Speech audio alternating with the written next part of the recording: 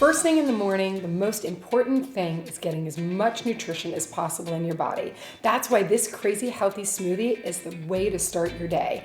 My husband actually started making this years ago. I would watch him putting in frozen fruits, vegetables like beets, carrots, kale, wondering, really, is this gonna taste good? But I am telling you, it is phenomenal. Has that natural sweet taste that masks what you might imagine wouldn't taste so good, like a raw beet or carrot. But when it's in a smoothie, it's luscious, creamy, and you know you have given your body and brain the best way to start the day. If you've never made a crazy healthy smoothie, let me show you a few things that'll help make it easier for you. First is just a great blender. You want to have a blender that's really going to chop everything up nice and fine. I put in raw carrots, raw beet, although you could absolutely use a roasted beet, tons of kale or any kind of good green like spinach or chard. Those are your vegetables.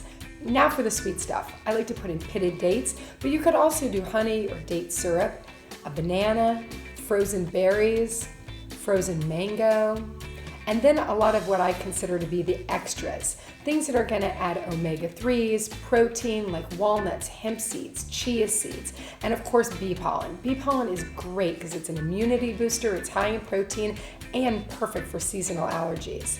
Put in a little bit of milk and just whiz it up until it's nice and creamy. Most people think that babies should just be having baby food and soft food, but can you imagine the amount of nutrition a little one will get from having a smoothie? It's easy for them to drink, it works their oral muscles by using that straw, and they're downing tons of fruits and vegetables, all kinds of proteins, tons of foods that you would never imagine a baby eating, but when it sits in a glass with a straw, a baby can just drink as much as they want and fill their body with all kinds of nutrition. It's so much fun making smoothies with Gemma because she's part of the process. From putting in the kale, tasting the berries as she puts them in a hunk of banana.